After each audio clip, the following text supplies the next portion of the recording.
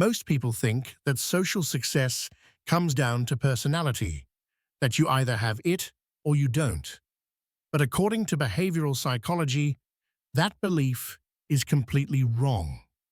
Research shows that being likable, persuasive, and memorable is not a personality trait. It's a skill set, a collection of habits, attitudes, and communication patterns that anyone can learn and master with practice. That's the foundation of Marc Reklau's How to Become a People Magnet. The book breaks down the science of human connection and translates it into practical behaviors that instantly improve how people respond to you. This isn't about manipulation, acting fake, or pretending to be someone else.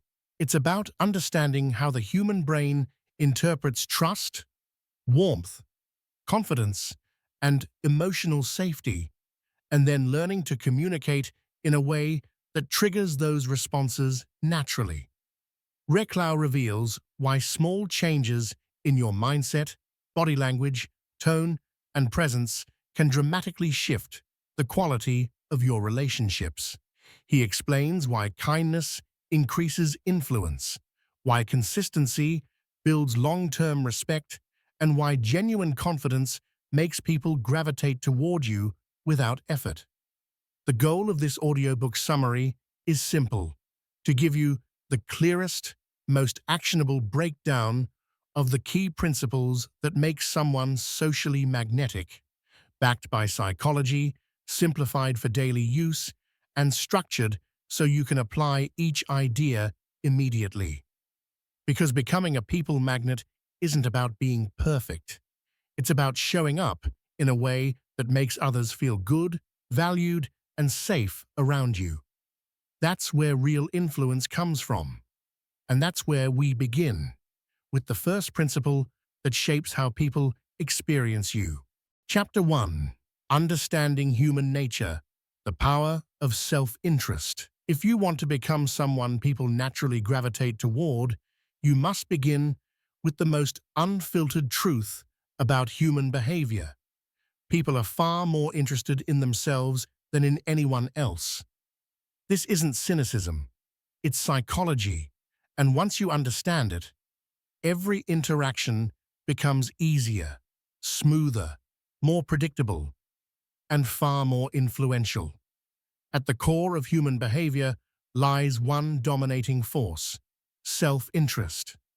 People think in terms of their goals, their fears, their hopes, their comfort, and their benefit. Every decision, every reaction, every emotional response is shaped through this internal filter. How does this affect me? You see it in everyday life. When someone hears a story, they instinctively compare it to their own experiences. When someone listens to advice, they evaluate whether it aligns with their needs. When someone meets you for the first time, their mind is quietly scanning for answers to one question: do I feel good, safe, and valued in this person's presence? That is the psychology behind likability. And it's why people who become magnets aren't the ones who talk the most, but the ones who make others feel the most understood. Once you embrace this truth, something powerful happens. You stop trying to impress, and you begin to focus on the person in front of you. Instead of thinking about what to say next, you start listening. Instead of trying to sound smart, you seek to understand. Instead of centering yourself, you turn the spotlight outward. This shift is subtle but transformative, because the moment someone feels seen, heard, and valued, their brain associates you with comfort and validation, two of the most rewarding emotional experiences a person can have. And that's where connection begins. To apply this principle in your everyday interactions, start with the simplest adjustments. Use you more than I. Language shapes emotional perception. When you speak in terms of the other person's world, you naturally align with their internal priorities. You become relevant. Ask thoughtful questions. Not generic questions, real ones. Questions that invite people to talk about their experiences, their opinions, their values. When people open up, they create a bond with the person who allowed them to. Pay attention to what matters to them. People reveal their motivations in small details, what they complain about, what excites them, what they dream about. When you remember those details, you signal genuine interest, validate their feelings and perspectives. You don't have to agree with everything, but when you acknowledge someone's emotions or viewpoint, you lower their defenses and raise their trust. Shift the conversation away from your achievements. If someone asks about your success, keep it simple, then redirect back to them. People appreciate humility far more than self-promotion. In psychology, this is known as the conversation reward loop. When someone feels good talking to you, the brain associates your presence with positive emotion, and people always return to the places and people where they feel good. Understanding self-interest doesn't mean manipulating others.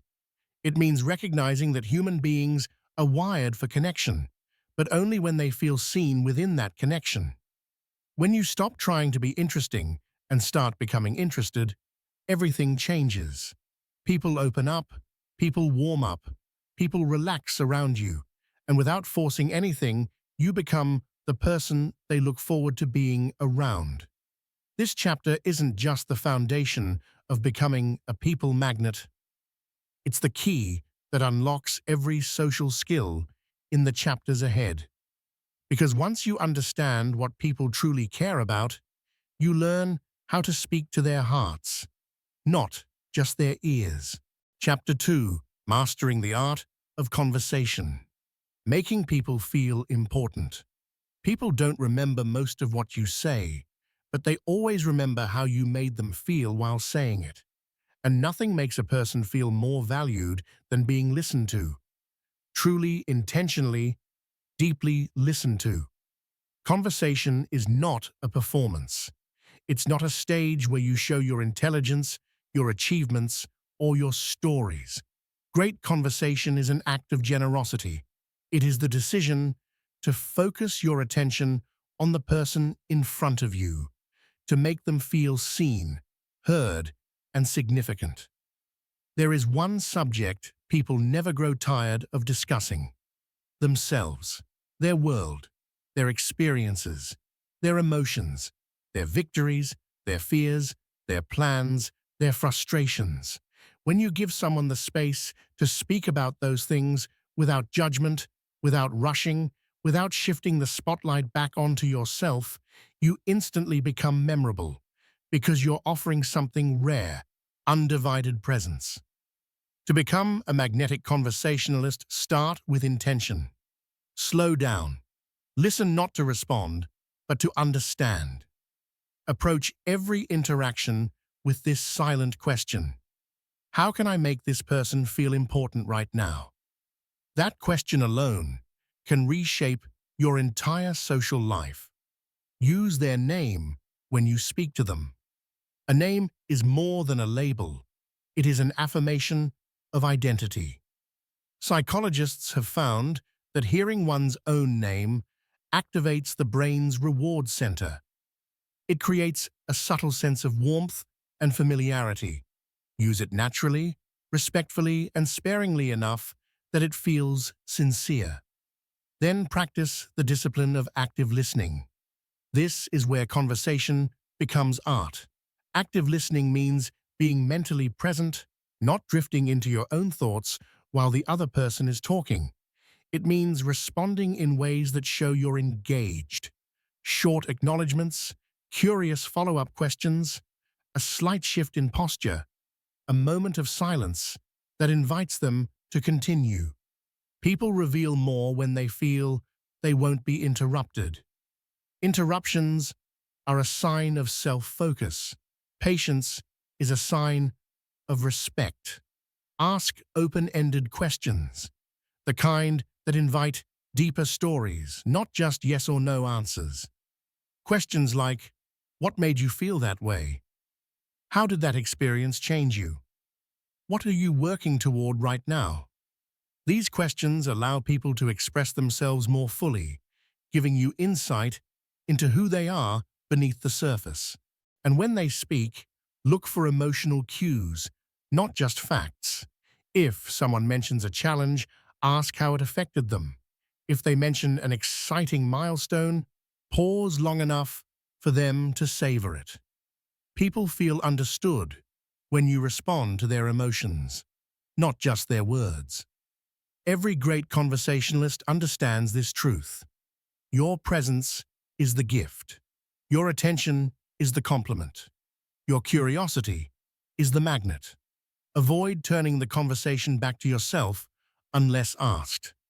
Even when someone's story reminds you of your own, resist the urge to take the spotlight. You don't need to mirror their experience to validate them. Sometimes the most powerful response is simply, "That sounds meaningful. Tell me more." The more someone talks to you about themselves, the closer they feel to you, even if you barely said anything. Because connection is not built through speaking. Connection is built through allowing.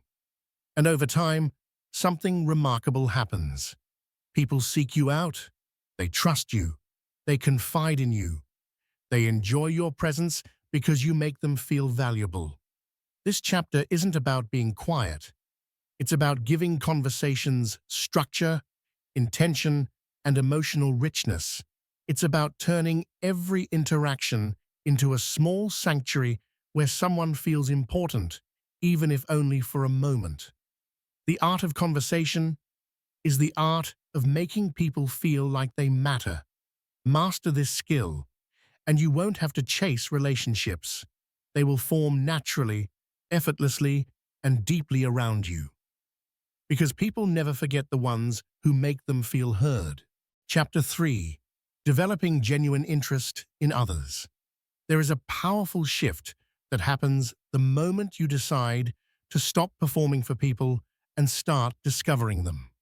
Most conversations in the world are surface-level exchanges, rushed, distracted, transactional, but the people who become unforgettable, the ones others naturally gravitate toward, are those who approach every interaction with real curiosity.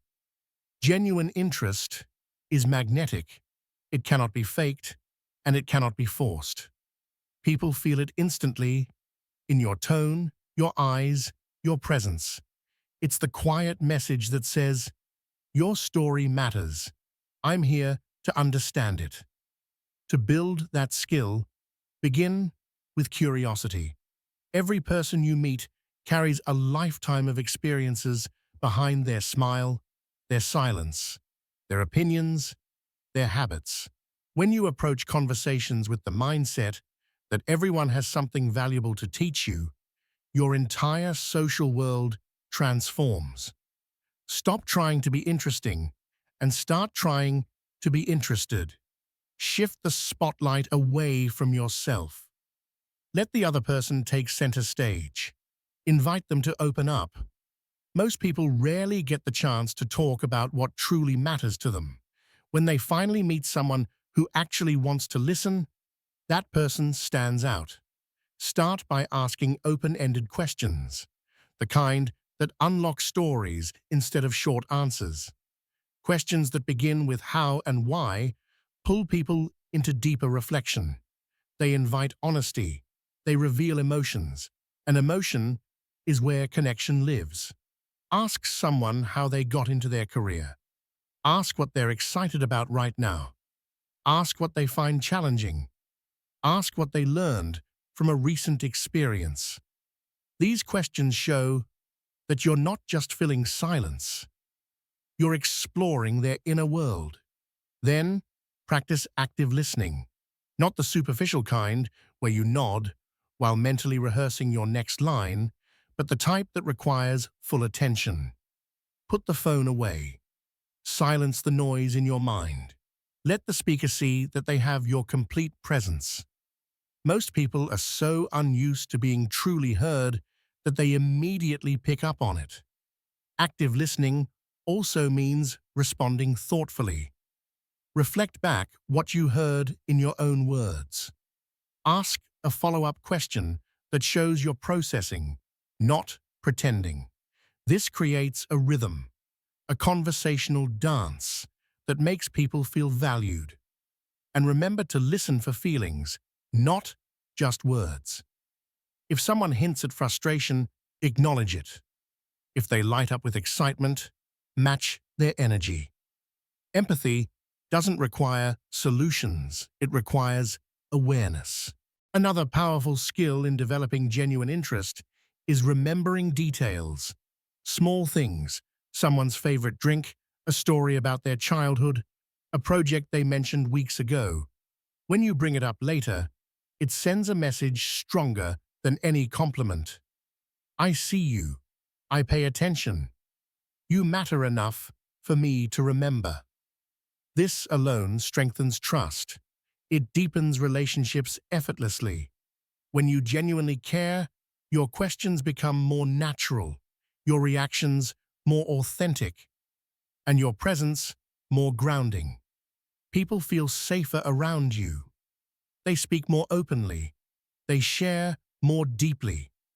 And without trying, you become the type of person others want to be close to. Developing interest in others isn't about manipulation. It's not a technique to gain approval. It's a mindset, a way of moving through the world with curiosity instead of ego. And here's the irony. The more genuinely interested you become in others, the more interesting you appear to them. People admire those who make them feel understood. They trust those who listen without judgment. They return to those who treat conversation as discovery, not competition.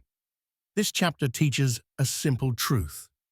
If you want to attract people, take interest in their stories.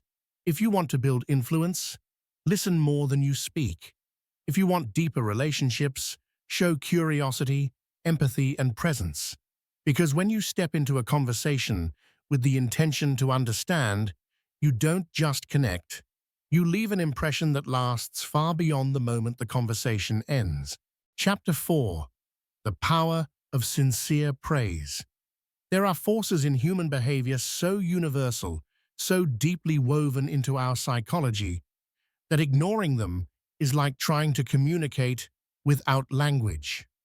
One of those forces is the need for recognition. Every person you meet, from the quietest introvert to the most confident leader, carries a silent hope to be seen, to be valued, to be appreciated. Praise is not decoration, it is nourishment. And the moment you understand this, you unlock one of the most powerful tools of human connection.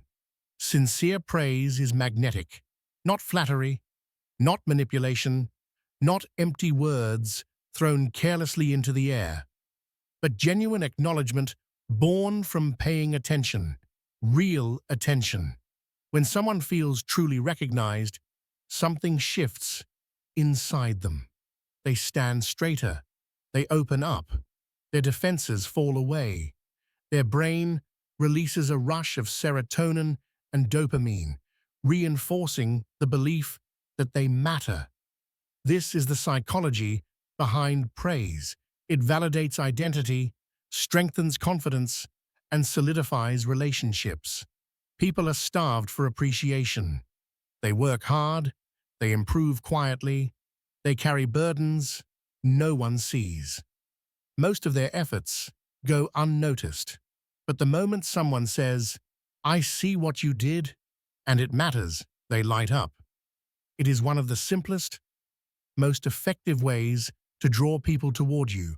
But praise only works when it is sincere, specific, and earned. General compliments fade quickly. "Good job," "Nice work," "You're great." They sound pleasant, but they don't strike the heart. What reaches people deeply is precision, naming the exact action, effort, or improvement that impressed you. You handled that challenge with patience. I admire how consistent you've been these past weeks. The way you encouraged others today really made a difference. These words tell someone, I noticed, I care, I am paying attention. Specific praise builds trust. It shows sincerity, and it proves that your appreciation is real, not a tactic.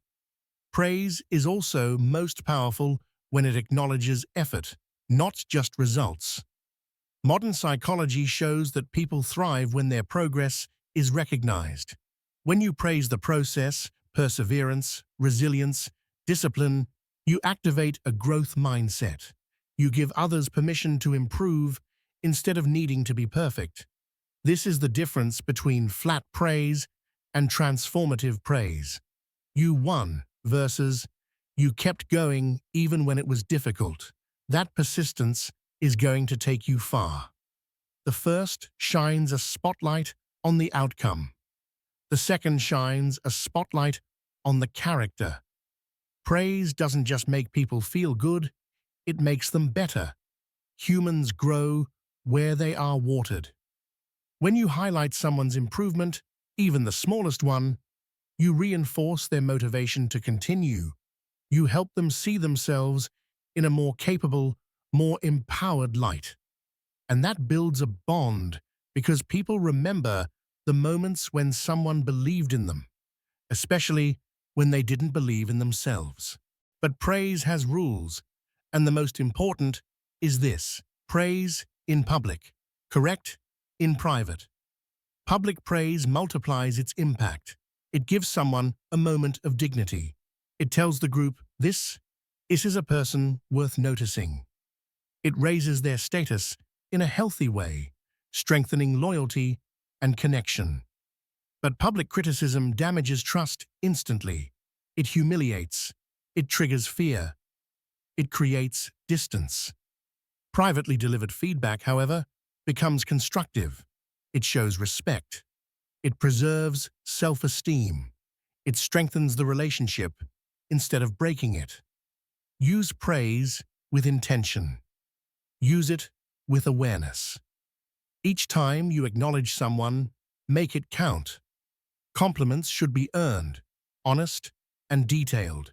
Appreciation should feel warm, not mechanical. Recognition should highlight character, not just achievement.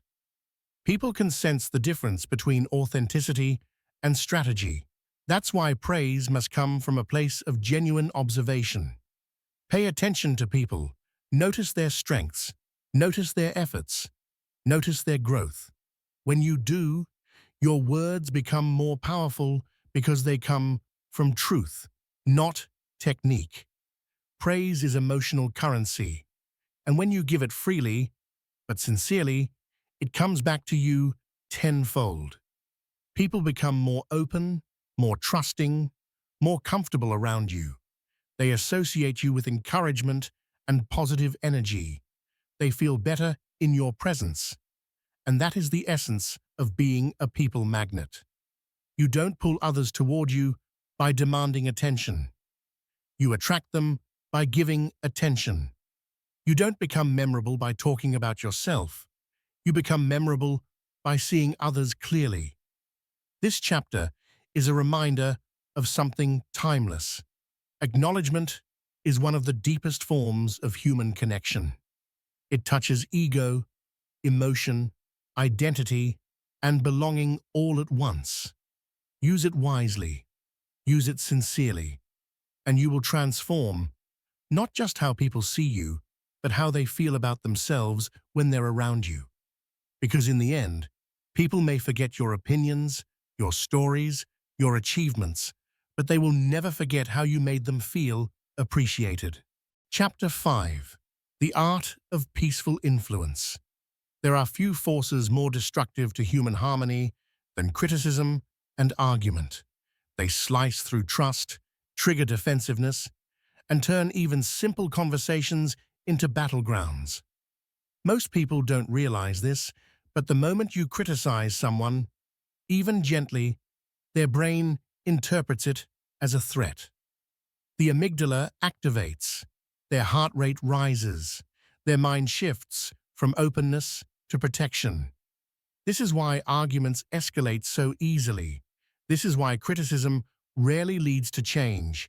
And this is why people drift away from those who constantly point out their flaws. If you want to become magnetic, if you want people to feel safe and understood around you, you must master the rare skill of redirecting conflict without igniting it.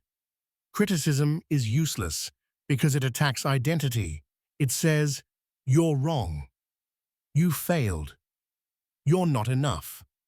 Even if the intention is good, the impact is almost always destructive. People don't learn under attack. They defend themselves. They justify. They argue. They shut down. Constructive influence requires a different path, one built on understanding, empathy, and psychological tact. Start by shifting your mindset. Instead of asking, "Where did they mess up?" ask, "How can I help them improve without hurting their dignity?" Because growth only happens where safety exists. And safety is created through kindness, not confrontation. This is why positive reinforcement is far more effective than criticism. When you highlight what someone is doing well, when you acknowledge their strengths before addressing weaknesses, you build a bridge. Their defenses lower. Their openness rises. They become receptive instead of resistant. One of the simplest yet most powerful tools for this is the sandwich method.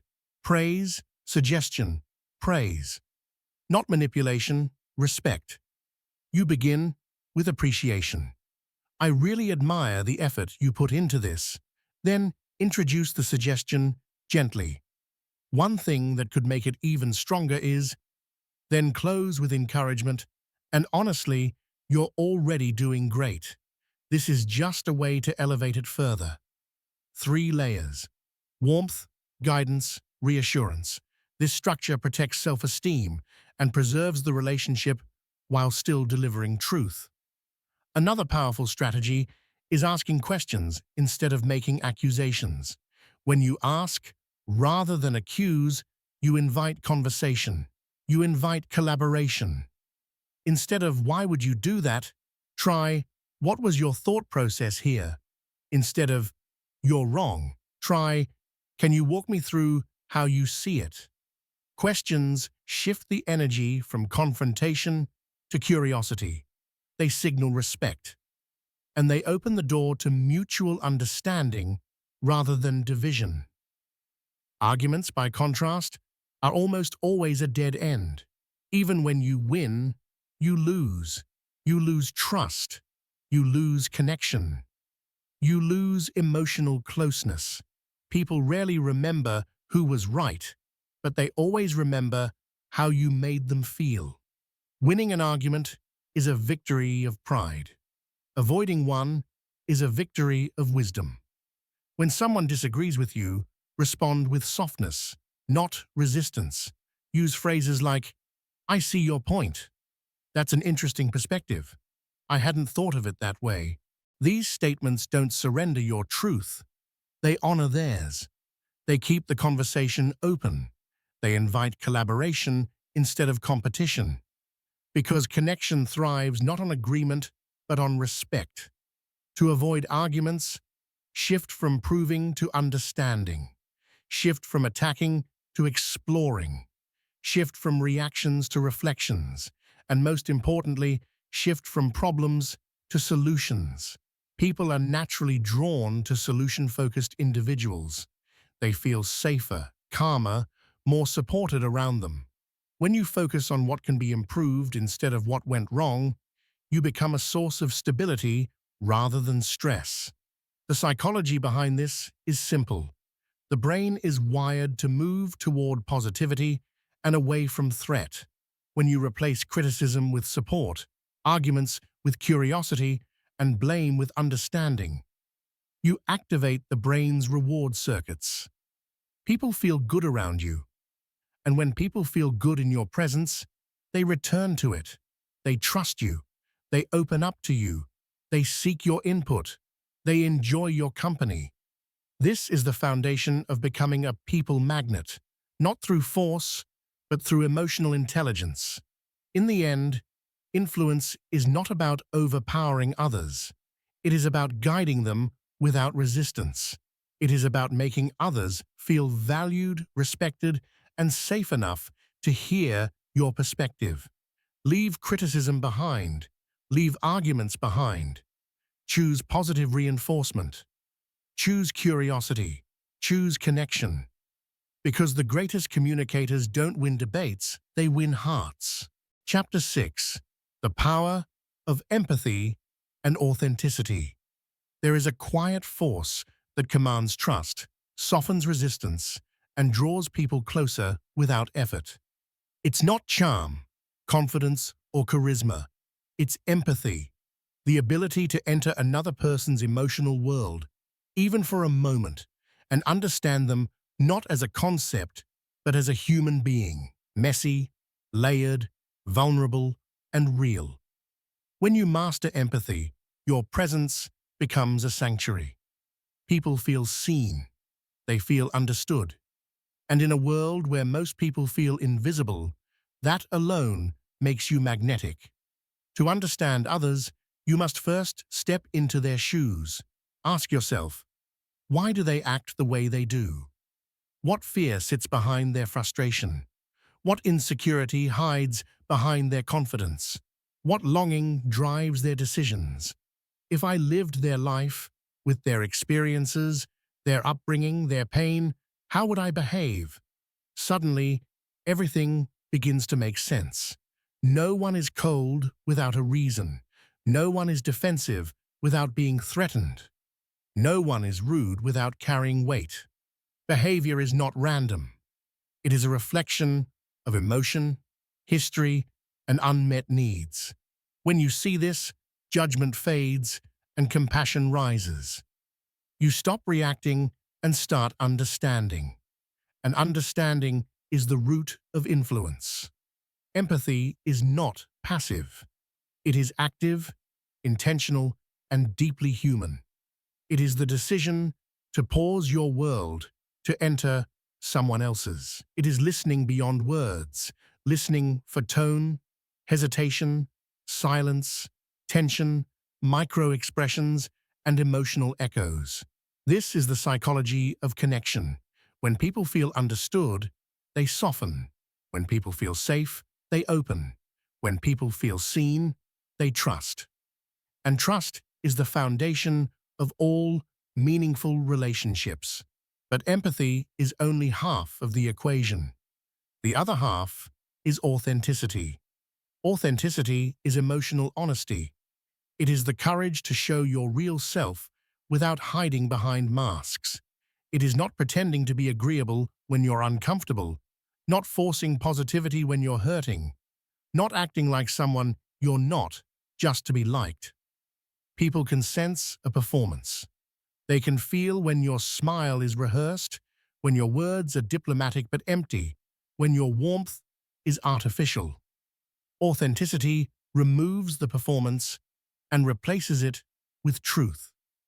To be authentic, you must embrace vulnerability, not oversharing, not dramatizing, but allowing enough of your humanity to show that others feel safe to show theirs. You can say things like, "I've felt that way too. I'm still figuring this out. I understand why that hurt you." These small admissions open emotional space. They invite closeness.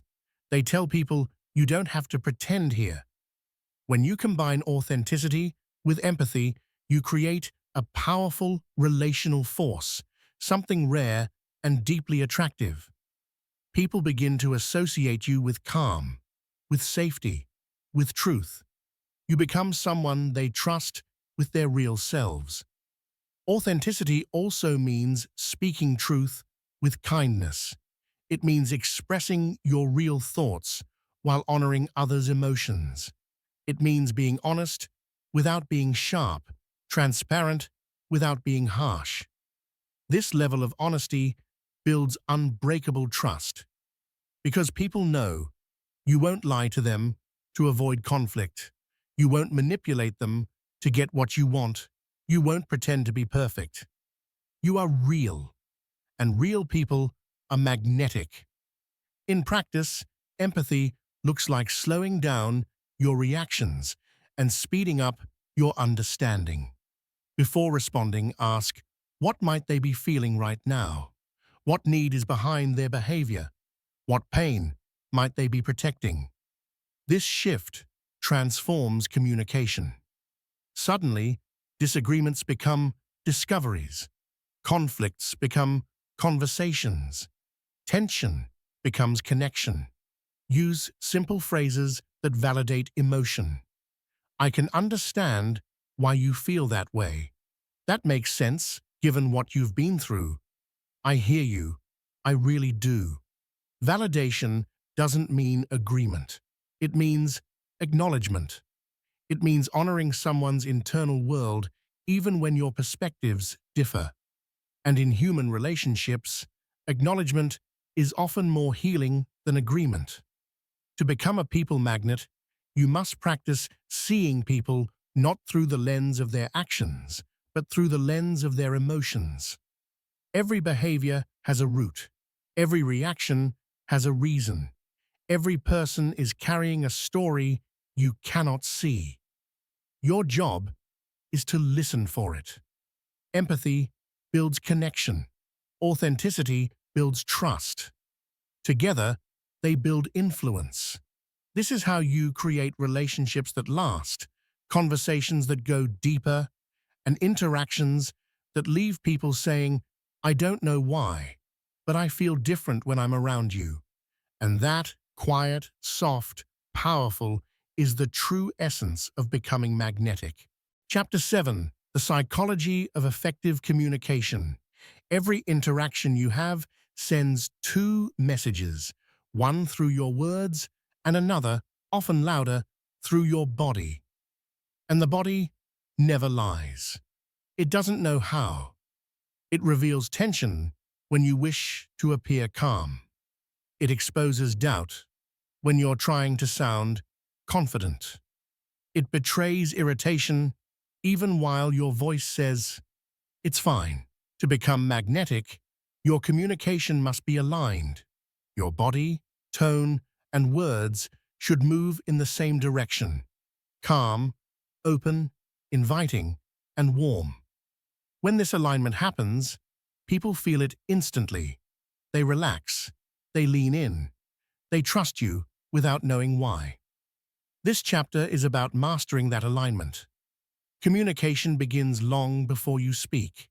It starts with the way you carry yourself. An open posture invites connection. A closed one creates distance. Crossing your arms, tightening your shoulders, avoiding eye contact. These are small movements, but they communicate volumes. They signal discomfort, defensiveness, or disinterest. Instead, ease into your presence. Drop your shoulders. Keep your chest open. Let your hands remain visible and relaxed. Make eye contact, not piercing, but steady, warm, attentive. These simple adjustments send a subconscious signal. I am safe. I am confident. I welcome you. When people feel safe in your presence, they open more easily. They trust your intentions. They read your energy before they hear your words. Mirroring is another powerful tool in this psychological language. Humans naturally connect with those who resemble them. When you subtly reflect someone's posture, tone, or tempo, not copying, but synchronizing, you communicate alignment. You show that you're attuned to their rhythm. This creates rapport without effort, but it must be authentic. Forced mirroring feels manipulative. Natural mirroring feels intuitive, almost invisible. Think of it as tuning your frequency to theirs. Once your body language speaks clearly, your words must follow. In communication, language is energy, and people respond to the energy behind your words more than the words themselves. Positive language doesn't mean pretending everything is perfect. It means choosing words that uplift rather than deplete, guide rather than wound, connect rather than divide. This is one of Marc Reklau's most powerful reminders. People are drawn to emotional environments that feel good, and your words create emotional weather. Instead of saying, "This is the problem," you can say, "This is the challenge we can work through." Replace "I can't" with "I'll find a way" instead of "I disagree, but try. I see where you're coming from." And here's another perspective. The shift from "but" to "and" is transformative. "But" shuts doors and opens them, but signals contradiction. It erases what the other person said and signals continuation. It invites collaboration. A simple word can change the direction of a conversation. Your tone is equally powerful. A warm tone softens even difficult truths. A confident tone builds credibility. A calm tone diffuses tension. Tone is the emotional meaning behind your words, and people feel tone more deeply than language itself. When you speak with a tone that is grounded, warm, steady, and present, others instinctively trust what you say. And then there is the simplest, most underrated communication tool of all: a genuine smile. Not the forced smile of politeness, not the tight smile of discomfort, but the natural, unhurried smile that says, "I'm glad you're here. You matter." A genuine smile disarms defenses. It communicates acceptance. It makes people feel welcome without a single word spoken. Human beings are wired to respond to warmth. A real smile is one of the clearest signals of warmth we have. Positive body language, affirming tone, carefully chosen words. These are not tricks. They are signals of emotional maturity. And emotional maturity is magnetic. When your external expression matches your internal intention, people feel coherence. They sense integrity. They sense presence, and presence is rare. To communicate effectively, you must become aware of the energy you bring into a room. You must speak with intention, move with awareness, listen with your whole body. Because communication is not just about transmitting information, it is about transmitting emotion. Think of the most magnetic people you have met. It wasn't just what they said, it was the way they made you feel. Calm, seen, safe, valued. That feeling is created through aligned communication. When your body language is open, your tone is warm, and your words are positive, you create emotional gravity. People are drawn toward you effortlessly. This is the psychology behind becoming a people magnet. Authenticity creates trust. Empathy creates connection. And effective communication creates attraction. Master these elements, and you will move through the world with a presence that makes others feel understood, inspired, and genuinely drawn to you. Chapter 8. Practice gratitude and kindness. There is a quiet power in gratitude, a subtle magic that reshapes relationships without force, without strategy, without manipulation. Gratitude is the art of seeing what most people overlook. It is the discipline of acknowledging the good in others and the courage to express it genuinely. In human connection, few things are as transformative as saying "thank you" with sincerity, and fewer still carry the same emotional weight as writing it down. A handwritten thank you note seems simple, almost old-fashioned, yet it reaches people in ways that spoken words rarely do. When someone holds a note crafted just for them, they feel seen, they feel valued, they feel important. And in a world where most people rush through interactions, where appreciation is often silent or assumed, that feeling becomes unforgettable. But the true secret of gratitude lies not only in how it affects the receiver, Science shows that the sender gains just as much, sometimes even more. When you write a thank you note, your mind shifts. You move from comparison to appreciation, from lack to abundance, from focusing on what's missing to recognizing what's already present. Gratitude rewires your emotional landscape and opens the door to deeper, more meaningful relationships. Practicing gratitude is not merely a social gesture, it is a psychological recalibration. It expands your perspective. It trains your brain to scan for the positive. It softens the edges of frustration, impatience, and negativity. Over time, gratitude becomes a lens through which you see the world more clearly, and people feel that shift in your presence. Kindness works in a similar way. True kindness is quiet, steady, and consistent. It requires no audience, no applause, no transaction. It simply reflects the person you choose to be. And the fascinating thing about kindness is that people remember it long after the moment has passed. A gentle word, a warm greeting, a small gesture, a message checking in. These seemingly insignificant acts accumulate into trust, fondness, and emotional safety. People naturally gravitate toward those who make them feel good about themselves, not in a superficial way, but in a way that strengthens their dignity. Marc Reklau emphasizes that being friendly, respectful, and kind, regardless of someone's status or usefulness, creates a reputation that works for you even when you are not in the room. Kindness amplifies your influence without you having to demand it.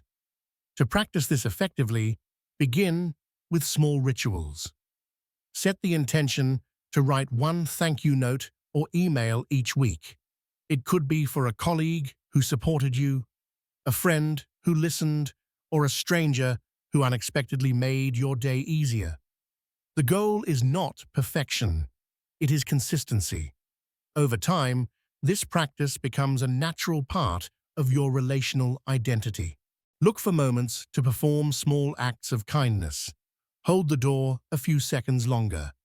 Offer a sincere compliment. Help someone without keeping score. These actions cost nothing, yet they carry immense emotional value. They create small, emotional deposits that accumulate into deeper connection over time. And then there is the power of how you greet people.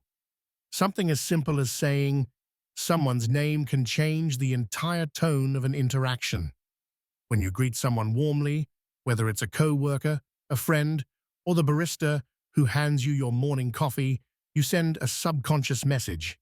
You matter. I see you.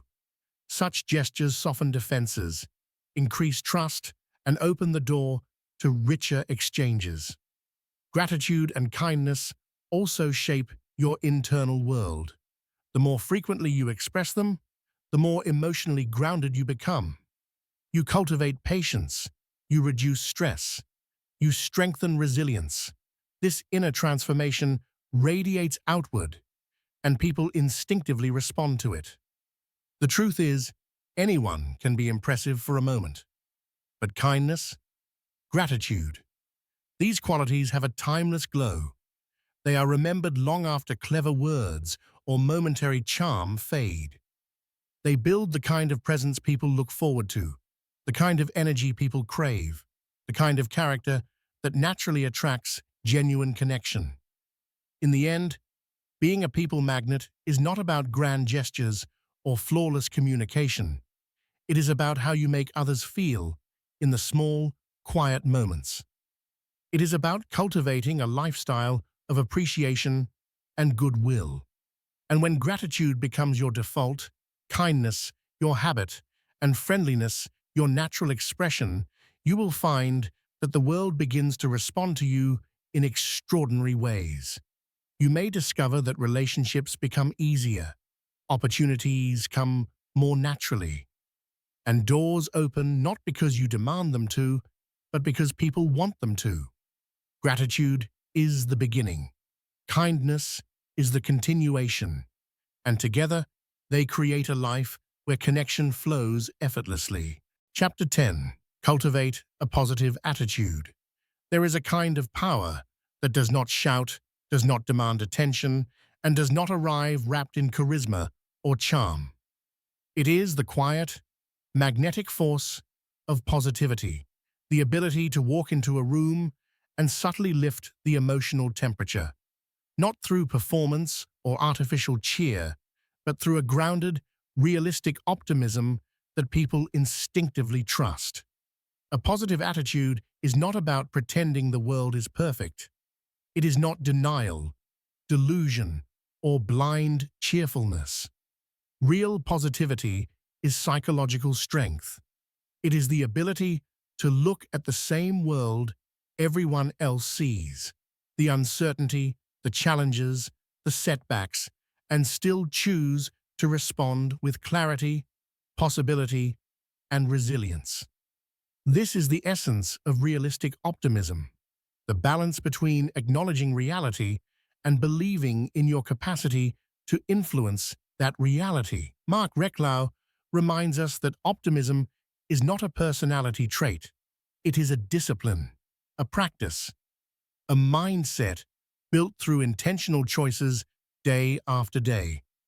When you cultivate this mindset, you become a person people gravitate toward, not because you solve every problem, but because you bring a sense of calm, clarity, and forward momentum into difficult situations. You become the person who steadies the room, rather than the person who shakes it. A positive attitude begins with reframing. When negativity shows up, and it always does, you guide your mind to a more empowering interpretation. Instead of asking, "Why is this happening to me?" you shift to, "What can I learn here?" Instead of focusing on what went wrong, you ask, "What's the next best step?" This subtle shift in mental framing changes everything: your mood, your decisions, your confidence, and eventually, your outcomes. And because emotions are contagious, your reframing influences others.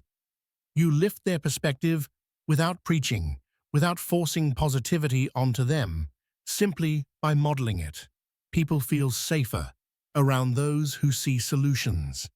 They feel encouraged around those who believe progress is possible. This is why positivity functions like a magnet. It draws in people seeking stability, motivation, and hope. Being solution-oriented is the practical expression of positivity. Anyone can point out a problem, anyone can complain, criticize, or spiral into pessimism.